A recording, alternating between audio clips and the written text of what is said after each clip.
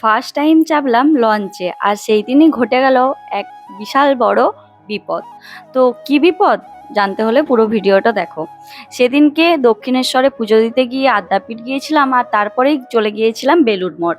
আর এই যে দেখছো, বেলুড় মঠ যেতে গেলে আশা করছি সবাই জানো যে লঞ্চে করে যেতে হবে। আমরা লঞ্চে চেপে গেছি, ও আর আমি বসেও পড়েছি। আর এখানটাতে ওকে আমি বলছিলাম যে তোমাকে কেমন পাগল পাগল লাগছে। কেন বিপদ বললাম জানো? সেদিনকে একটা ঘটনা ঘটেছিল। দেখবে কিছুদিন ধরে একটা ভিডিও প্রচণ্ড পরিমাণে ভাইরাল হচ্ছে। মাঝগঙ্গায় লঞ্চটি বিপদে পড়েছিল। না না, আমরা ওই লঞ্চে থাকিনি, আমরা শুনলাম, আমরা গিয়েছিলাম বিকেল দিকে। আর তখনই লঞ্চে ওঠার পর ঘটনাটা শুনেছিলাম, আর তার 2-3 দিন পরেই ওই ভিডিওটা ফেসবুক ফিডে এসেছিল। তো যাই হোক, সেসব কথা বাদ দাও। লঞ্চে যেতে যেতে আমরা অবশেষে পৌঁছে গেলাম বেলুড় মঠ। আর গিয়েই তো পুরো জায়গাটা দেখে মুগ্ধ হয়ে গিয়েছিলাম, মানে পুরোটা একটা শান্তির জায়গা। আর এখানটাতে দেখতেই পাচ্ছ স্বামীজির মন্দির নিচে। আর এই মন্দিরটির ঠিক পাশেই ছিল স্বামীজির 7 শিষ্যর সমাধি।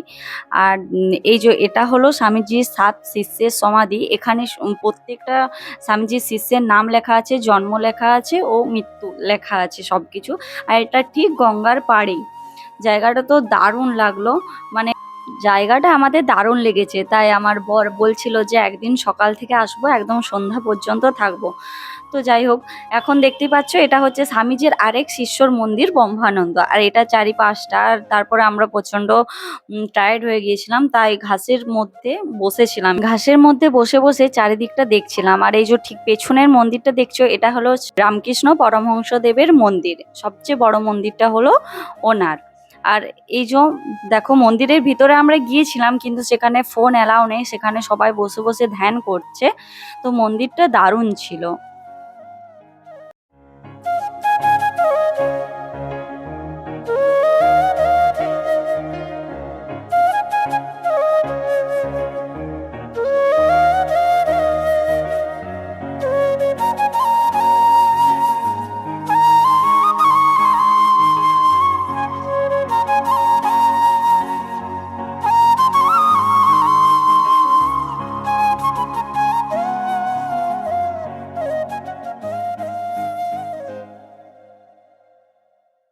ওখান থেকে বেরিয়ে আমরা খেয়েছিলাম ঝালমুড়ি, আর তারপরে আবার লঞ্চে উঠে পড়েছি। আর লঞ্চে উঠে খেয়েছিলাম ঘটি গরম। আমি ভাবতাম ঘটি গরম মানে কি, আমি ফার্স্ট টাইম খেলাম ঘটি গরম।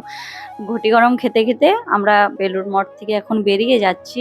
লঞ্চ ছেড়ে দিয়েছে, আর ওই দেখো দূরে দেখা যাচ্ছে শ্রী রামকৃষ্ণের মন্দির। আর লঞ্চে আস্তে আস্তে কখন যেন গঙ্গার ঘাটে চলে এসেছি। আর এই যে গঙ্গার ঘাটে, মানে ব্রিজটা খুব সুন্দর লাগছিল। আর এরপরে এখান থেকে ডাইরেক্ট যাব রুমে। তো ভিডিওটা তোমাদের কেমন লাগলো অবশ্যই কমেন্ট করে জানিও। এরকম ছোট ছোট মিনি ব্লগ পেতে হলে চ্যানেলটি ফলো করো।